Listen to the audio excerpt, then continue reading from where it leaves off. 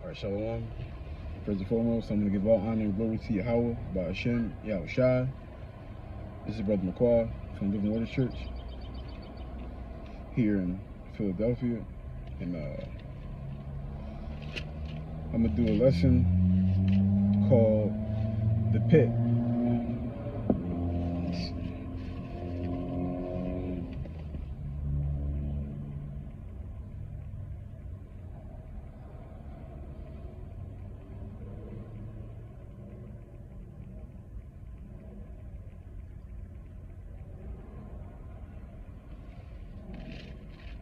This is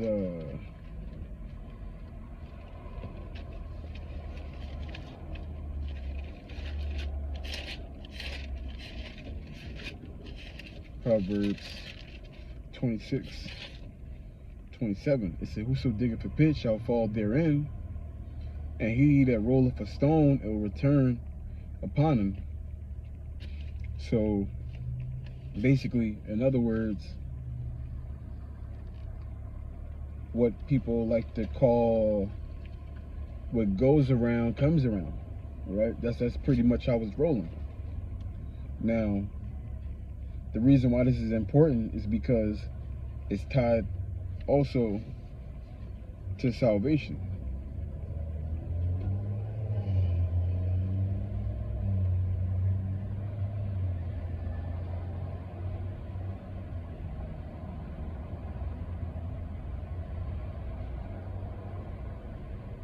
Let's see, this is 2 Corinthians 9:6. It says, "But this I say, he which soweth sparingly shall reap also sparingly, and he which soweth bountifully shall reap also bountifully." Right? So again, it's the same concept. You give a lot, you get a lot back. You give a little, you give a little back, right? Which ties into what? The same thing in Proverbs. It says, "Whoso diggeth a pit shall fall therein, and he that rolleth a stone, it will return upon him." Right? Because, again, the gospel is really about this kind of system. Either sinking or swimming, right? And whatever, because right now, right, through sin, we're all in basically a pit, so to speak, right? And everything bad that we do, we dig in deeper, right? And all the good that we do, it's a rope coming down into that hole, right? And it's not a system to say, well, I'm going to do more good than I do bad, and I should be good. No. It doesn't work like that either, right? Because, matter of fact, I'm going to get it right here.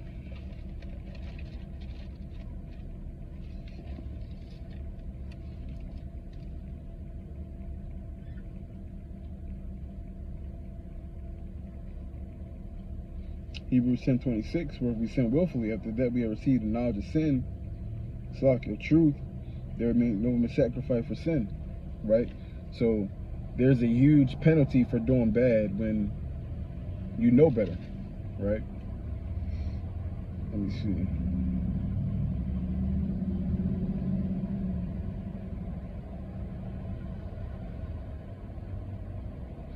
This is Luke 12:47. It says, "And that servant which knew his Lord's will and prepared not himself, neither did according to his will, shall be beaten with many stripes. But he that knew not and did commit things worthy of stripes shall be beaten with few stripes. For unto whomsoever much is given, of him shall be much required. And to whom men have committed much, of him they will ask the more." So,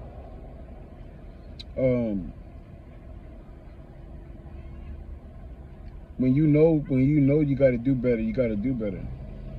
And the penalty for doing bad when you know better is very steep. So it's not a system where you can be like, okay, my good is going to outweigh my bad, right? Because right now, the position that we're in, we're already marked for death, right? And the only way to turn it around is through love, and everything that falls under the umbrella of love, because we're already marked for dead. Matter of fact, there's no way we can't even do enough good to we can't even do enough good to overwrite the bad we've done if we were to mark it up as far as like a scale, so to speak, right? To say, oh well, I'm doing more good than bad. You can't even do that, because you still got to count for every life that you ever had. Because Yahweh Shai, he died for his sins in his past life, right? Even though he didn't commit sins as Yahweh Shai in that particular life, he still had to pay for the sins that he committed in the past life, right? So you would have to. So the only way you could even play that game is if you can go back in time, right? Which you can't do. If you can go back in time and prevent and go start from the very first life that you ever had, and then start tallying up sin and not sin, right? That's the only way you can outweigh the good sins and the bad. That's the only way you can do that and catch up, right? That's the only way it would even be possible to even recall into a conversation, right? So it's not, oh, my good is going to outweigh my bad. It's not that, right? So what's going on is just us being in the flesh in general, we're going to get weak at times, right? Like Christians like to say, God knows your heart, which is not in the way they're using it, but he does in a sense of intent, right? Your mind. So, like Paul, matter of fact, let me get it.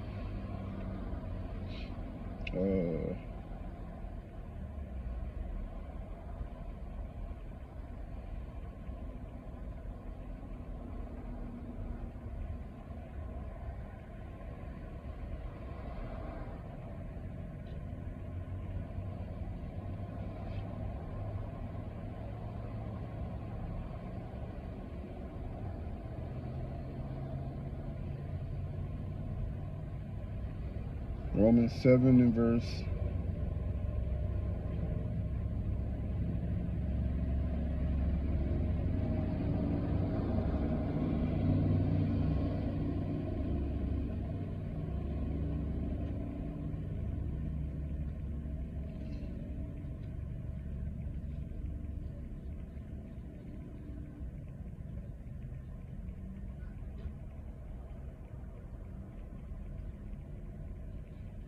7:14, it says, for we know that the law is spiritual, but I'm carnal, sold under sin.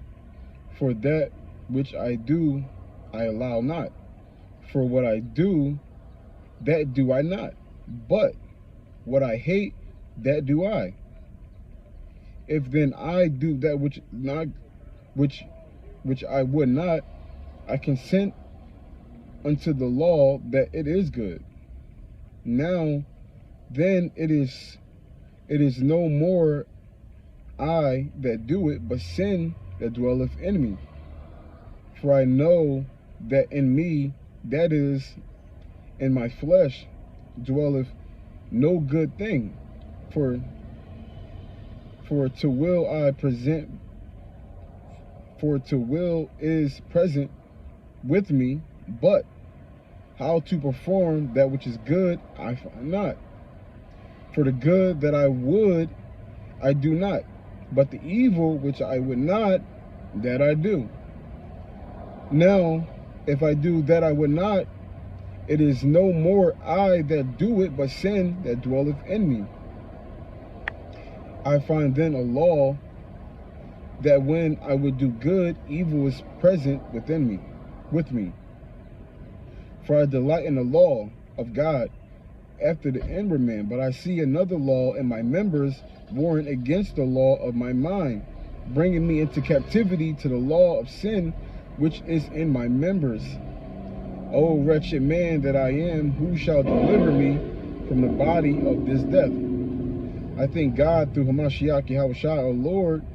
So then, with the mind, I myself serve the law of God, but with the flesh the law of sin.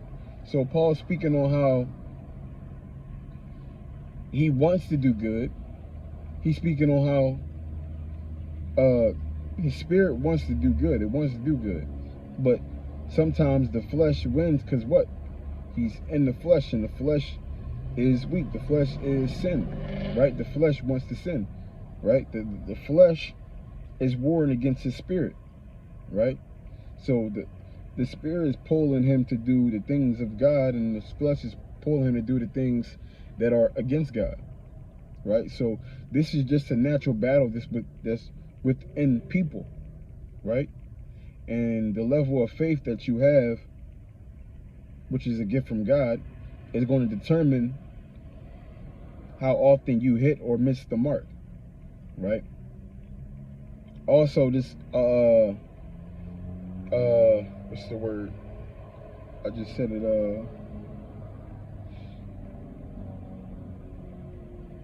Intent. Also, intent is also rolled into this. Intent is also, it's like I know a lot of times with females, right? And I bring this up because this is just a perfect example. Like a guy will just, in a worldly sense, right?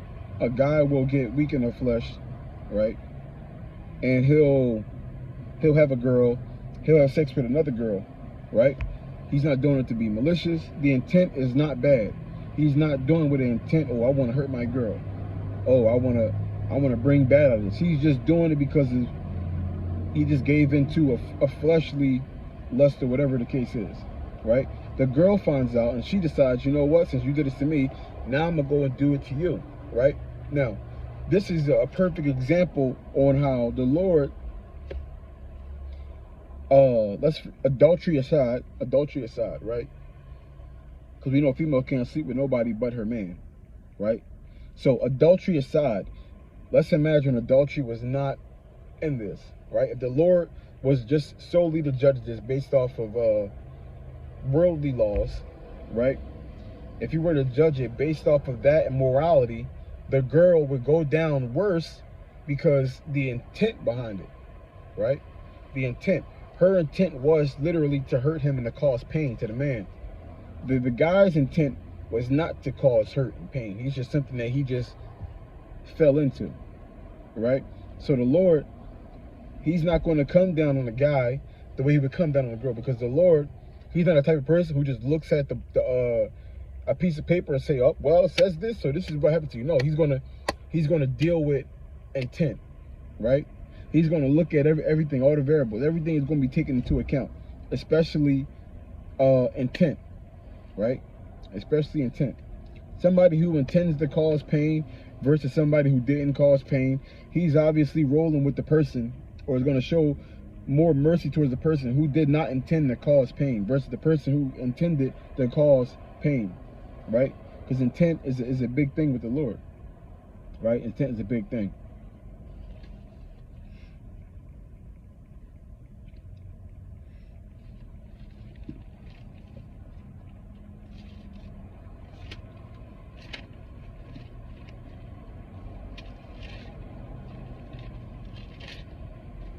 This is